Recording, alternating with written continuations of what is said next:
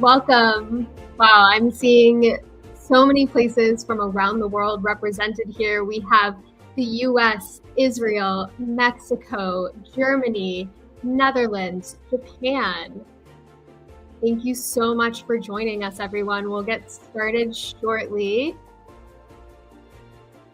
And if you're just joining us, keep letting us know where you're joining from. It's nice to see how far our global community reaches.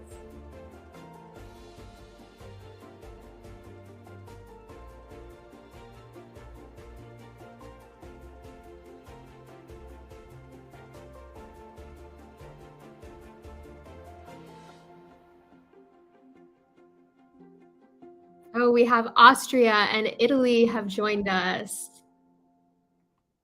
More people from the United States, welcome all over the US. We're so excited to have you here.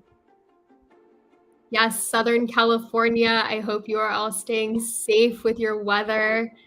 Got a hurricane coming at you. We've got Stockholm, Sweden here. Thank you for joining us.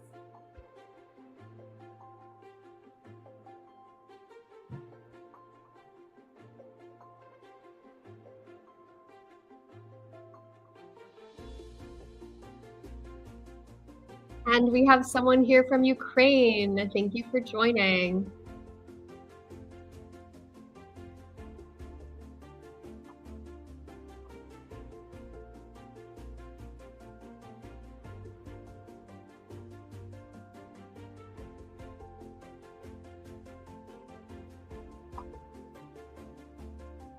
Okay, I think we're about ready to get started.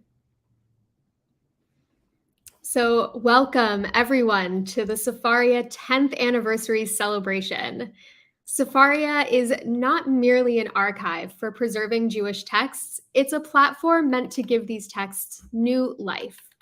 And it's a little bit unlike any other website. So to learn a little bit more about this platform that we're here to celebrate today, I've got 10 facts for you about Sefaria at 10 years old. 1. Co-founders Josh and Brett, who we will meet shortly, met on a trip to Israel when they were 17 years old. The first Sefaria employee, hired in 2013, is still on the team today. Say hello to Sarah Wolkenfeld. Hi, Sarah. All right. There are 318 million words in the Sefaria library. That is like having 3,300 books right in your pocket. Over 200 projects are powered by Sefaria's open source data, ranging from ArtScroll's Sitter app to a Dafyomi crossword puzzle and projects that turn Torah data into music. In 2022, Sefaria reached nearly 5 million users. Those users come from over 200 different countries and territories across the world. 9,646 people and institutions made donations in 2022, including 1,705 monthly donors, our Sefaria sustainers. Sefaria users have created over 475,000 source sheets on the site. With our texts, we have over 13 languages that are represented, and that's 75 million words in translation on our site. As Sefaria's Director of Marketing and Communications, I know these numbers well, and I'm still inspired by them every day, but not because they're big and impressive, but because I know, as everyone at Sefaria knows, they represent something more. You. Our successes are a reflection of your enthusiasm, your passion, your investment in the future of Torah. Your engagement with the textual tradition has fueled our work for the past 10 years and will continue to fuel it for the years to come. So today is really a celebration of you, our learning community. Thank you for bringing these texts to life. Now, let's have some fun, shall we? If you're ready to get started, type the word ready in the chat. In a little while, we'll hear stories from users like you. Learn a little Torah with Sefaria's Chief Learning Officer, Sarah Wolkenfeld. Meet and talk with our special guest, author of Here All Along, Sarah Hurwitz, and unveil a new scroll-stopping project that is for you, but also by you. But let's start at the beginning, because for Sefaria, in the beginning, there were two guys with a great big idea. 10 years in, they've got an incredible story to tell. So please welcome Sefaria co-founders, Brett Lockspicer and Joshua Four. Hello. Hello, Chava. Hello, everybody. Hello. Thank Hello, you, everybody. Thank you so much for being here today. And thank you for being the reason that everyone else is here today too. So I'd love to chat with you for a few minutes about what the past 10 years has been like for you and what you hope to see in the future. So let's just start at the very beginning here. How did you come up with this idea? Thank you, everybody, for coming. It's so good to be here. Sefaria is a big idea. It's something that Josh and I think both cooked up on our own before we came together to start working on it, but it really isn't our idea. It's something that I think lots, dozens, hundreds of people have thought about and dreamed about before we even got started. And I've talked to countless people who have told me that they were dreaming of Sefaria before it existed. So I've always had the sense that Sefaria is something that was sort of always here, but missing from the world, that it hadn't arrived quite yet. And for me personally, I started really thinking about it when I had some conversations with some smart people at Jim Joseph Foundation. And they told me that they were looking for ideas that would be transformative in Jewish education, not just small steps forward, but big jumps forward. And so, it wasn't even really a thought. It was just clear that this was something that was missing, that everybody needed, that if we wanted to move Jewish education and learning forward, the texts and Torah really are the backbone of the Jewish people and Jewish learning. And if they weren't available and accessible to everyone and reusable for new projects, it would be possible to make transformative steps. I couldn't have said that any better. I think there was like a feeling of, for Brett and I, this was in 2000, well, it's 10 years ago, of how is it possible this hasn't been done yet? And maybe somebody should fix this, because Torah belongs online. Torah belongs to all of us. Torah should be available, accessible, beautiful, interconnected. And the conversation went from somebody should do something to maybe we should do something, even though we were probably the two least likely people to have founded, the platform on which more Torah is learned than anywhere else in the world at this point.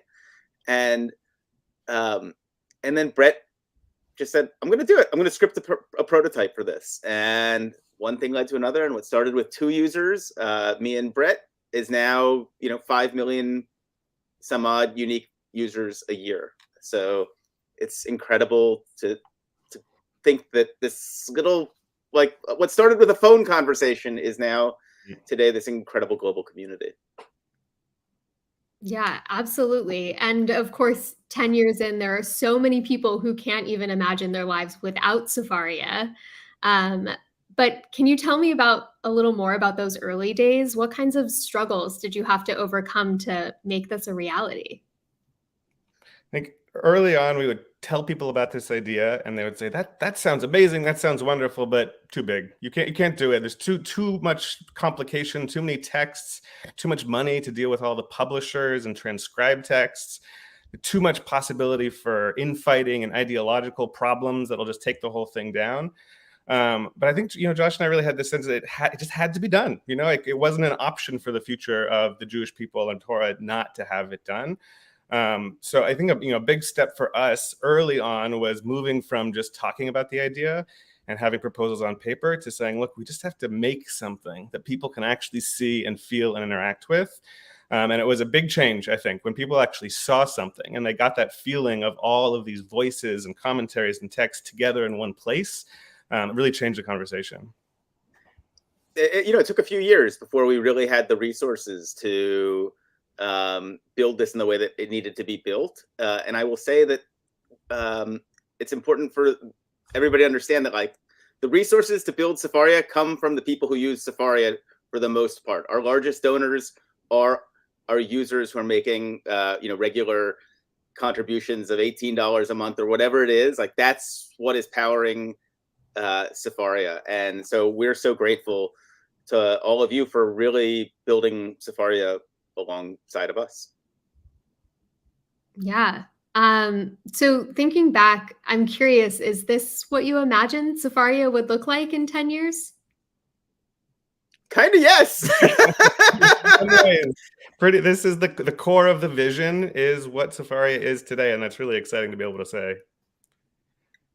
Like I say, one thing when I think back about it, early on, I was really focused. I think Josh and I were really focused on learners, people who wanted access to the text, and we were focused on the product, the vision of like what it would feel like to have this kind of access to the text.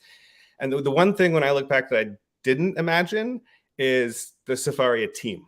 Early on, I wasn't thinking about the now close to 30 people across the world in so many different cities, that they would be working, that they are, driven and smart. The team that we've assembled is really just a fantastic group of people. And that group of people is something that was not in my imagination in the early days. Amazing. Thank you so much for saying that. And it is wonderful to work with such a great team. Actually, we're at, I think, 35 now. Oh, can't even keep track. Yeah. Do you have any favorite memories that you want to share from the past 10 years? I do, I think. I mean, one of the most incredible moments in the history of Sefaria was when Brett and I got a chance to sit with Rabbi Adin Steinsaltz and had a conversation with him about the possibility of his landmark, 30 plus years in the making translation of the Talmud being made available on Sefaria. And here's one of the greats of his generation who immediately grasped what we were trying to do and saw its potential and was already like 3 steps ahead of us in every step of the conversation in terms of making suggestions about what Sefaria could and should be in the future. And I think we're just incredibly grateful to him and to his organization for having been such wonderful partners and having opened the doors of the Talmud to so many millions of people around the world because of their forward-looking outlook and generosity. I've got a memory sort of from a different side in the early days. Like I said, we didn't have any resources at first. We didn't have the money to be able to acquire text. So we decided to take a strategy to do some crowdsourcing, to say like, look, we don't have money, but we have community. There are people who really care and want to be involved in this project. So we built a whole platform where we could get volunteers from around the world to come in and help us a little bit at a time. And I remember in the early days, like we were doing it, I was like convincing and cajoling people around to try to help here and there. And I had this activity page that would show all of the activity that was going on every single minute. And I remember one morning just waking up and looking at that page and suddenly seeing 15 people, 15 names that I didn't recognize at all. And I had no idea where they were coming from. And they were all going in and adding little translations of Torah commentaries.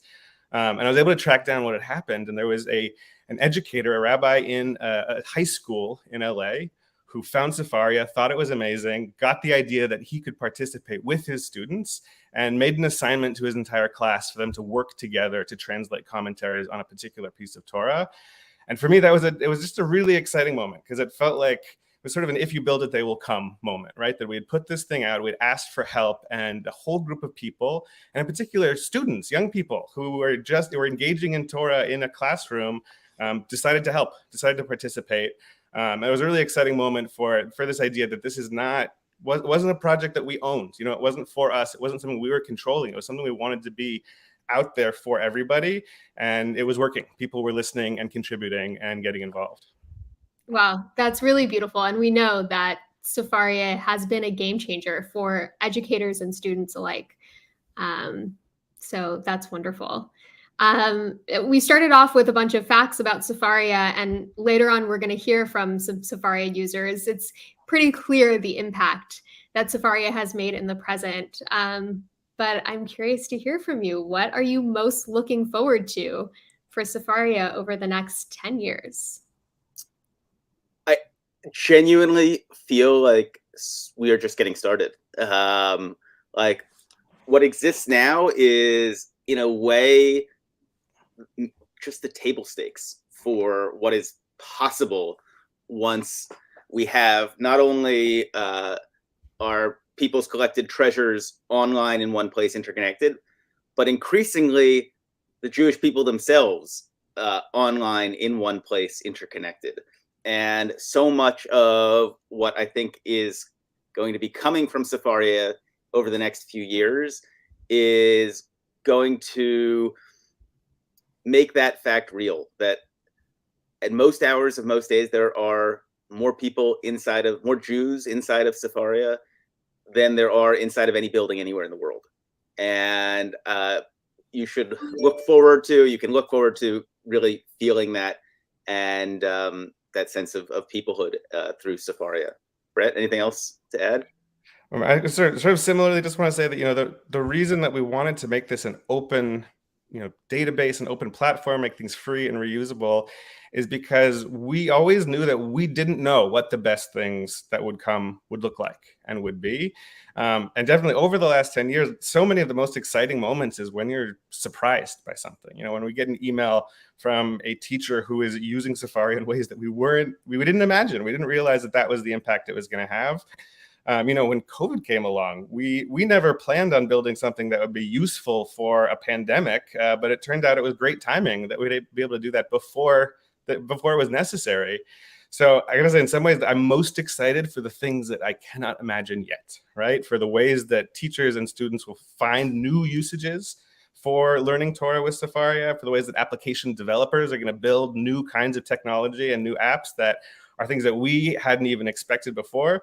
And I think some of those things are going to come from inside the Sefaria team, because we have a great team of educators and engineers who are constantly trying to build something new.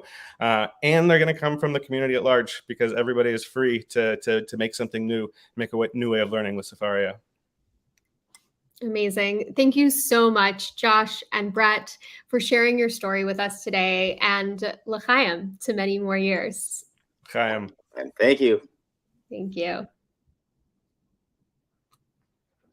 All right. Friends, I'm curious to hear from you. What's one word or idea that stood out to you from Josh and Brett's story? Is there something that you're taking away from that? Feel free to share that in the chat for us. We'd love to see. Now, this wouldn't be a celebration if there weren't gifts, right?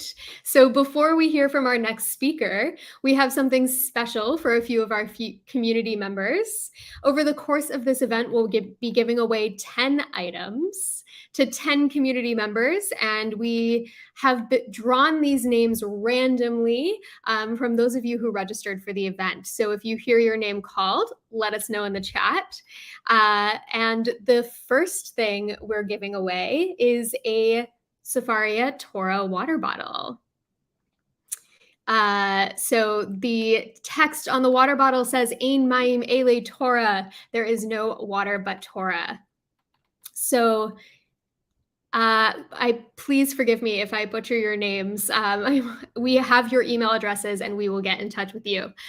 So Ellie Jesselson, Smadar from Ashdod, Joyce Pinney, you have won a Sefaria water bottle. So after this event, you'll get an email from us with all the details so we can send that your way.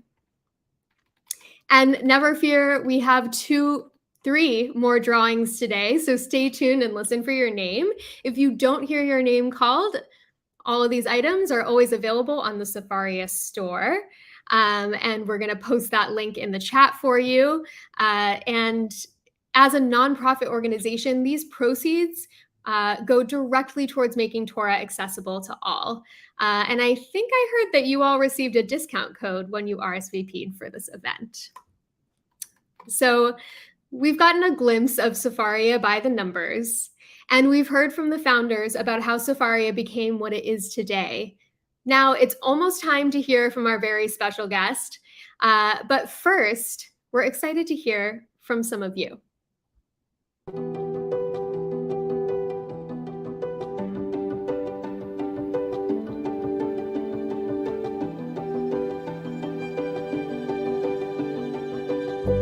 It's pretty unbelievable to me that Sefaria is turning 10 years old.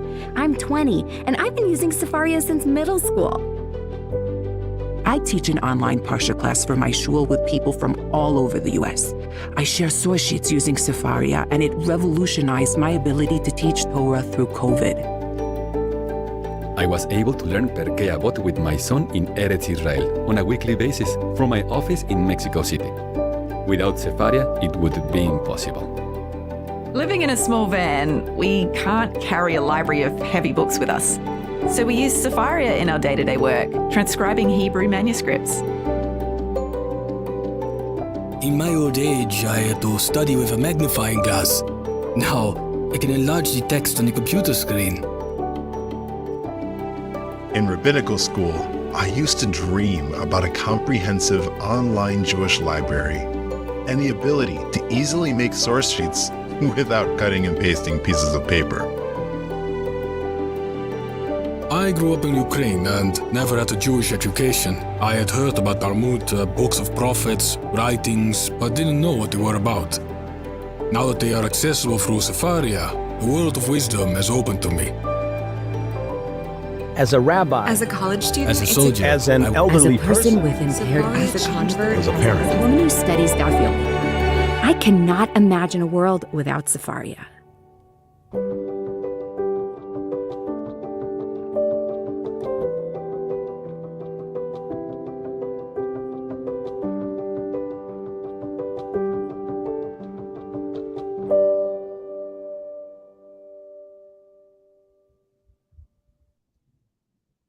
Those are just a few stories from real Sefaria users, but every Sefaria story is unique, including that of our special guest. So please join me in welcoming author Sarah Hurwitz. Hello, it's so great to be here. Hi. So Sarah's book, Here All Along, Finding Meaning, Spirituality, and a Deeper Connection to Life in Judaism, after finally choosing to look there, reflects a journey and an approach to Jewish texts that really resonates with Sefaria. So we're really glad that you made the time to join us. Thank you and welcome. Thank you. It's an honor. So I hear that you went from being a self-described disengaged Jew to writing a book on Judaism. And I understand that Sefaria was a part of that journey. So I'd love if you could tell us more about that. Sure. So, I grew up with a pretty minimal Jewish background, and through a very unusual set of circumstances, at the age of 36, I randomly wound up taking an Intro to Judaism class, and it absolutely blew me away. I discovered 4,000 years of wisdom from millions of my ancestors about what it means to be human, how to be a good person and live a worthy life and find profound spiritual connection. And I just thought to myself, where has this been all my life? I didn't see that in Hebrew school or in those services that I didn't understand. And, I'd spent my career as a political speechwriter, and I thought, I think I want to write a book trying to share with others what I've found. And I want to share the deepest, most radical and countercultural and transformative and inspiring and life-affirming wisdom that our tradition has to offer. And it was actually around that time that I made that decision that I discovered Sefaria. And thank God I did. Because, my book, while I really wanted it to be conversational and engaging, it wound up having 550 endnotes, mainly citations to Jewish texts. And I don't know what I would have done without Sefaria, because I accessed so many of those texts on this site. You have everything here. It's biblical, Talmudic, medieval, modern, postmodern, whatever you want, it is here. And I will just say, on a more personal note, I really struggled when writing this book, thinking, well, who am I? I'm not some great rabbinic scholar. I don't have some massive library in my house that I can just access. And Sefaria basically said to me, no, this is yours. This is yours. You can access this just like anyone else in the world. This is yours. So giving me that access, it's the most tremendous gift. It has been transformative for the entire Jewish people. And I could not be more grateful to Sefaria. Wow. That's really beautiful. Thank you so much for sharing. If you don't mind, from here, we're going to make this a little bit of a group interview. So for all of you out there, as I'm speaking with Sarah, you'll see some questions on the screen, and I'd love to see responses from you in the chat. So how does that sound? Are you guys ready to listen and share your own reflections? And hopefully we will highlight a few of your responses on the way as well. Okay, so Sarah and friends around the world, what's your favorite Torah text and why? Oh gosh, there are so many. I have to say one that I find particularly moving is the scene with Moses at the burning bush. I find this moving for a number of reasons, but mainly because I think it is such a perfect illustration of the fundamental theological humility that we as Jews have. We do not try to take something that is infinite and ineffable and try to shrink it down to some dogma or creed or definition, right? To do that is to almost commit a kind of idolatry, right? It's to shrink something infinite down to the contours that our little tiny human minds can grasp. And that's not what we do as Jews. So instead, we have all of these centuries of commentary of various people articulating different experiences and conceptions of the divine. And I think you see two of these at the burning bush scene, where at one point, Moses asks God's name, and God responds, "I will be what I will be." Right? I'm unknowable. You can't grasp me. Totally transcendent, beyond comprehension. And then in the same scene, God also, when Moses is expressing anxiety about this mission he's been given, God says, "I will be with you." Right? Presence, knowability, right? I will be right there. Now, you have this immanent idea of God as present there, and this totally transcendent, unknowable idea. And that's kind of a contradiction, but we don't care, right? As Jews, we don't try to make some systematic theology to kind of explain God. We don't try to make some simple proof, because we understand this is so far beyond anything we could imagine. And finally, I just love the answer that God gives to Moses when Moses says, "Look, I'm not your guy. Right? I'm not your guy. I'm slow of speech. I'm heavy of tongue. I have a speech impediment. Not the guy to lead the Israelites out of slavery." And God essentially says to Moses, "Well, who do you think created that tongue of yours? Who do you think creates man's mouth?" And what a moving and affirming thing for a deity to say to a human being. And that sense of divine createdness, of divine love, I'm tremendously moved by that. So theological humility, divine love, I couldn't be a bigger fan. That is one of my favorite passages in all of Tanakh. Yeah, and I will say I relate to that love aspects. One of my favorite texts, personally, and it, of course, is so hard to choose because there's so many great ones, is Pirkei Avot from 112, where Hillel says, "Be the disciples of Aaron, loving peace and pursuing peace and loving mankind and drawing them close to the Torah." And I think that really speaks to what we do at Sefaria, and also how I strive to live my life. And really, yeah, we're here and you're doing this as well, drawing people close to Torah. Thank you so much. No, that is beautiful, and all available on Sefaria right there. Just access it right now if you want, which is the gift of this website. Yeah. So we have, let's do one last question here for the audience. And I'm so curious, since you all have these access to 3,300 books in your pockets, where's the craziest place you've learned Torah using Sefaria that you wouldn't have been able to before? Okay, I'm really curious about these answers.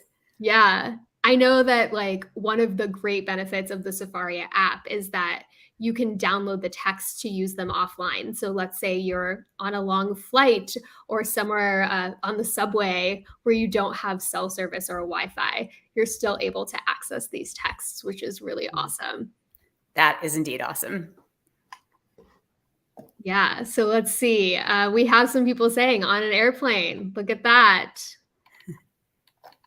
And yeah, I know some people who take it on hikes with them and use it to go to the top of a mountain and be able to pray there or read some Torah texts.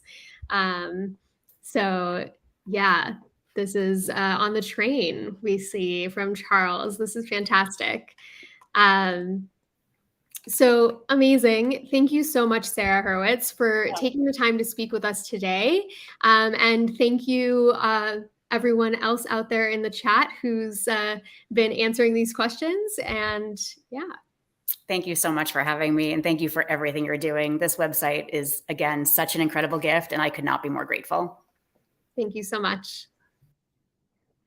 Folks, you can find Sarah's excellent book at sarahhurwitz.net, your local bookstore, or right here. We're actually going to give away a copy of Sarah's book. And Owen Phillips, you are our lucky winner of a copy of Sarah's book today. It's a great inspiration and accompaniment to your Sefaria learning. So we hope you'll check it out. You know, more people are learning on Sefaria on any given day than could fit into any single Beit Midrash or study hall on earth. And I love seeing all the learning that's happening on Sefaria every day. If you're looking for inspiration for what to learn next, take a moment and follow Sefaria on social media. We'll share some of those links with you in the chat. We share timely and inspiring texts, tips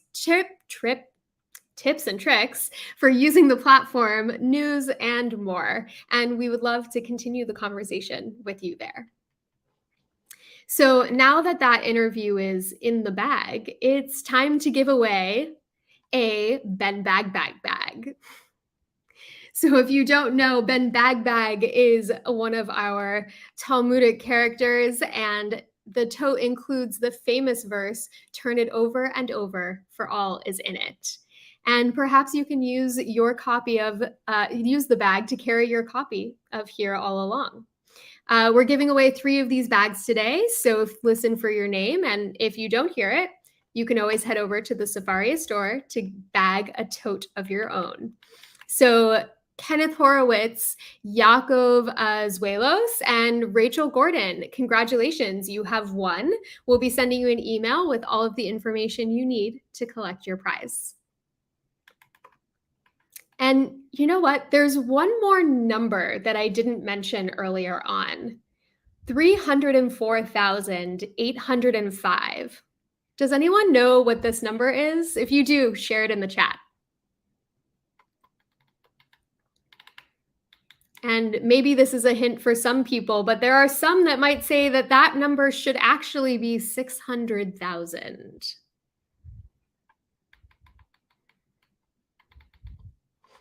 All right, anyone there knows this number? Okay, I'm not going to keep you in suspense for too much longer here. That number is actually the number of letters in the Torah. And it's also the number of Sefaria users we need to make this new scroll-stopping, world-spanning, collaborative digital Torah a reality. In honor of our 10th anniversary and in celebration of every one of you, we're excited to announce the Global Community Torah. Let's roll the tape. 5 books, nearly 6,000 verses. 5 books, nearly 6,000 verses, over 300,000 letters, and 1 Torah. Each handwritten letter is unique and full of meaning, and each one is essential. If even one letter is missing, the entire scroll is unusable. The same is true of the thousands of users who log on to Sefaria every day. It's your searching, your questioning, and your learning that makes the future of Torah in the digital age possible. That's why we're launching the Global Community Torah, a new way to stake your claim on our shared tradition, celebrating each of our unique cultural contexts, perspectives, and Jewish identities, and stringing them together in a way that's only possible in the era of tech. Every one of us is like a letter in the Torah, and our tradition is incomplete without you. Join the world's first collaborative digital Torah initiative. Claim your letter. Make your mark.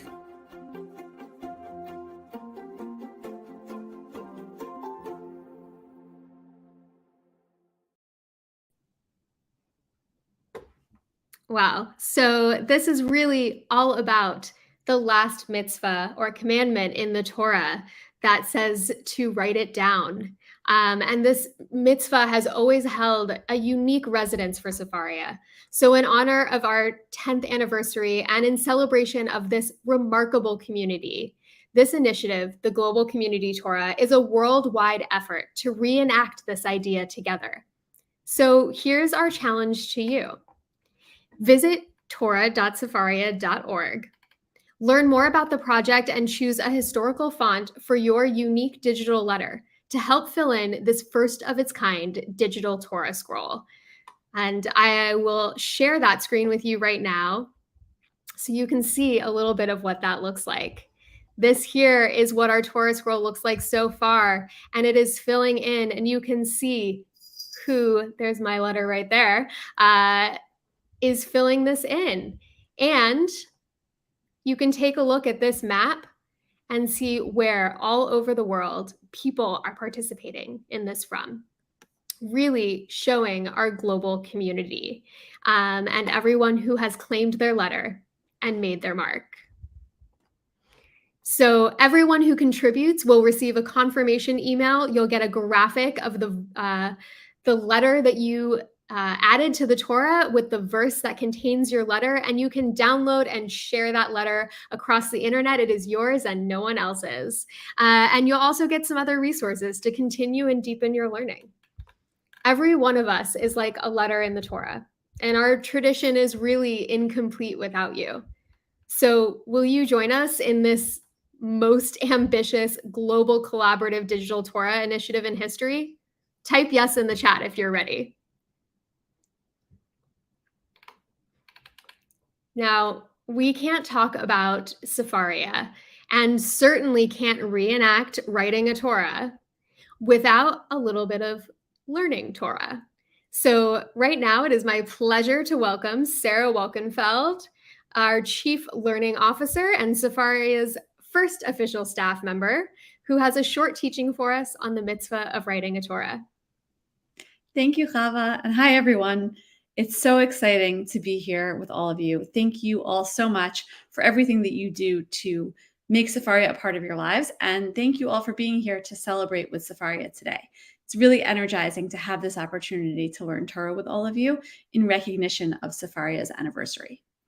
When I met Brett and Josh a little over 10 years ago, one of the things that was so exciting to me about the idea of Sefaria, and it was really just an idea. It barely existed as an actual website at that time.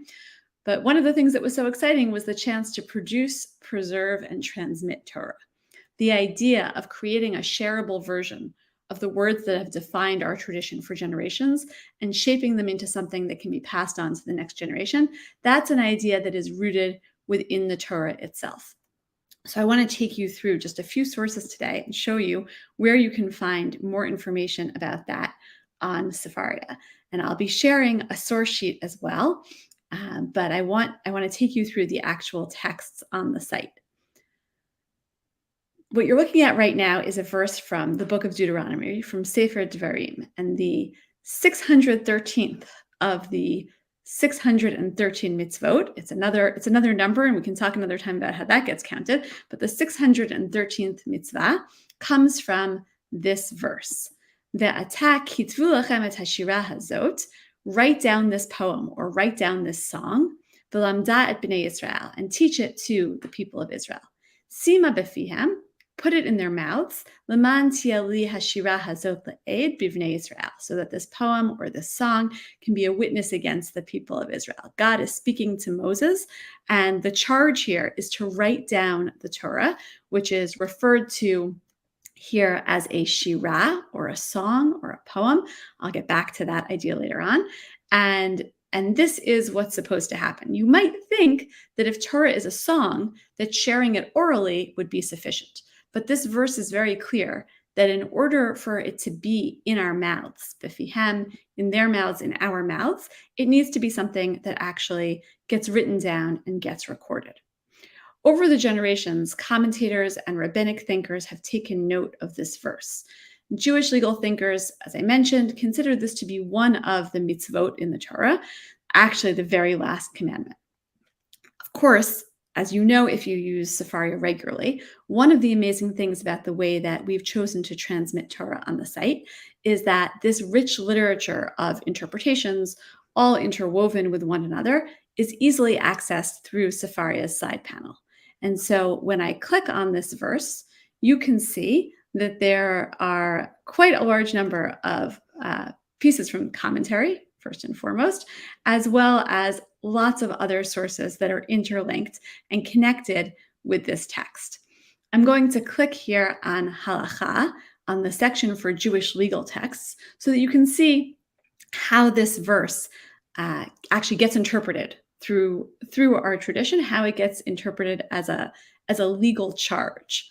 And I'm going to click on the Sefer HaChinuch over here, which is a 13th century work authored anonymously in Spain. Seems that it was written as a text from a father to a son. And the Sefer HaChinuch is one of what's called the Monei HaMitzvot. He's one of the people who sits down and decides to go verse by verse and count each mitzvah. So every time there's a commandment, every time there's a mitzvah listed in the Torah, he will flag it for you and he will tell you what kind of mitzvah is this. So for mitzvah number 613, the Sefer HaChinuch says that the commandment is that we were commanded to each have a Torah scroll, to each write our own Torah scroll, ideally, because that's the way to have Torah available. And I'm clicking to open this text in full because it's a long text. And you can see that he goes on to explain Misharshei HaMitzvah, from the roots of this commandment. This is something the Sefer HaChinuch always does, I think very helpfully, is he'll tell you his opinion about why this mitzvah is so important, why this is a mitzvah. And he says, people know that they do everything according to that which they find prepared for themselves. And therefore, God commanded us, each and every one of us, to have a Torah scroll prepared and available. So according to the Sefer HaChinuch, we always need to have a Torah scroll handy. And thinking about that video that Chava shared just a few minutes ago, I can't even imagine what the Sefer HaChinuch would have thought if he had seen Sefaria and known about our app and that you could have Torah with you at any moment, just in the palm of your hand. But for the Sefer HaChinuch, this is why it's so important to write down the Torah, for each and every one of us to write down the Torah. We're blessed to live in a time when the Torah is always available to us. And this commandment has really been an inspiration throughout in our work at Sefaria. But I want to show you one other halachic source, one more Jewish legal text that I think takes this to the next level. I'm closing the Sefer HaChinuch, and I'm going to click on this verse again, so you can again see the range of sources, and in this case, in particular, the range of halachic sources, the range of Jewish legal texts available to us on Sefaria. I want to look at a text from the Torah. The Torah is also a late 13th, early 14th century text, also from Spain, and it's written by a rabbi named Yaakov ben Asher, who codifies all of the laws. Like the Sefer HaChinuch, you can find his work in the side panel. Like the Sefer HaChinuch, as the hand, but scrolls, not just he quotes the time says why already made it's like lessons in the marketplace. On the other hand, one who writes it himself letter is Sarah, I think your connection is not quite right. We're getting like every other word from you. We can do to write, even writing or just correcting. That can be read by all of us and can be passed down. And a little later in that same section, the Torah quotes his father, also a famous codifier of Jewish law. He says, "My master, my father, the Rosh of blessed memory, wrote that this was written only for the earlier generations who would write a Torah scroll and learn from it." Technology has changed, the Rosh is saying. Not everybody learns from a Torah scroll anymore. Nowadays, when we write a Torah scroll and leave it in the synagogue to read from it publicly, it is a positive mitzvah incumbent on all Jews who have the means to do so to write copies of the Torah, the Mishnah, the Gemara, and their commentaries, and to study from them. So the Rosh really expanded this beyond just the Torah scroll. Very important to have, but not the only work of Torah by any means, and expanded it to talk about Mishnah, Talmud, commentaries, and expands the scope of this mitzvah to include anyone who writes or helps write any of those texts. I have to say that because part of my job at Sefaria is overseeing Sefaria's acquisitions, meaning figuring out what goes into our library, I can tell you that there's a huge amount of Torah out there, and people are constantly producing new works. And so for me, this text epitomizes Sefaria's mission of taking more and more works of Torah and making them available. Because, as the Torah goes on to say, the purpose of writing a Torah is in order to learn from it. As it says, teach it to the people of Israel and place it in their mouths. That's how we're able to learn Torah, is by having a Torah available. And again, Sefaria's mission is making this Torah accessible wherever you want and whenever you want. Coming back to the verse that sparks these interpretations, so I'll close that side panel so that you can see the verse again, but I'll just remind you that there are many, many other texts and interpretations interwoven that you can see in this side panel. A lot of the commentators notice that it doesn't say write this book. The Torah doesn't say write this book, but instead write this song, this shirah. Nachama Leibowitz, one of the most important Torah scholars of the 20th century and a master of interpretation, picks up on this language. She was also, importantly for Sefaria, a pioneer of source sheets, and we have her source sheets in the library. And she pulls together a number of the interpretations on this text. I'll link to that in the sheet when I share that with you in a few minutes. She lists a number of interesting possibilities, including the interpretation of the Netziv, Naftali Tzvi Yehuda Berlin. He was writing in the 19th century, and he explains that Torah is like a song because unlike prose, which is easy to understand if you just read it over, Torah requires ongoing explanation and explication and annotation. And that's something that's really different about a song. And it's one of the amazing things about Torah. It's reinterpreted and renewed in every generation.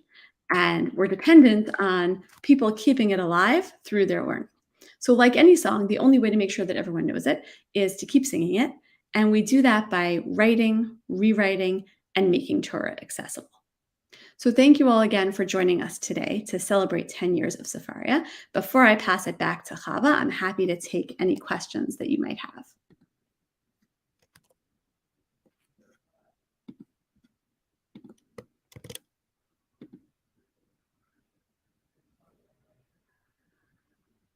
And I'm looking to see if there are any questions coming up.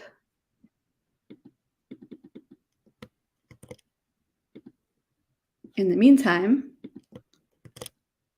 I'll plan to give you the sheet so that you can study this on your own. Great. Thank you, Sarah. If you would please share that sheet with us in the chat so everyone has a chance to look at it. There we go. There is a link now in the chat for everyone. Thank you so much for sharing. It's always a pleasure to learn with you. Thank you. So everyone, we are coming to the close of our anniversary celebration. How's everyone feeling? Share a word in the chat to let us know. All right, and before we close, we have cooked up one last giveaway, and this one includes one of the wisest pieces of Jewish wisdom. It's the Talmudic Wisdom Apron. So this includes the verse in the Torah, which reads, "There is always room for dessert." Comes from the Talmud. Who else here did not know that the source of "there's always room for dessert" is the Talmud? Because I just learned this recently when we put out this wonderful apron. Okay, so we have, let's see who our winners are. Alyssa Zuckman, Marcia Zakaria, and Nicholas Bell. Congratulations, you've won the Sefaria apron. So stay tuned for an email with everything you need to know to claim your prize. Well, I hope you are feeling as energized and inspired as I am. Please visit the Global Community Torah, torah.sefaria.org, to claim your letter, share the project with your networks, and let's fill in those letters with learners from around the world. Follow Sefaria on social media to continue the conversation. And most importantly, keep learning, engaging, and breathing life into these texts. There's a special prayer that is said upon the completion of a section of learning, like a tractate of the Talmud. At the heart of this prayer is the phrase, Hadran alach, we will return to you. And while this celebration is almost over, it's also only the beginning, because we will return to Torah, to one another, And it's because you have returned time and time again to Sefaria that this work is possible. At this 10-year celebration, it's abundantly clear to us that the support we've received from our community literally since day one is what has enabled us to reach this point. To date, more than 20,000 individuals have made contributions to Sefaria. Collectively, users have raised more than $3.5 million for this library. And this is an amazing and humbling show of confidence in Sefaria's vision. We are so grateful to each and everyone's support. Thank you so much. Our goal is to be here for you, and we are honored that you are here for us day in and day out.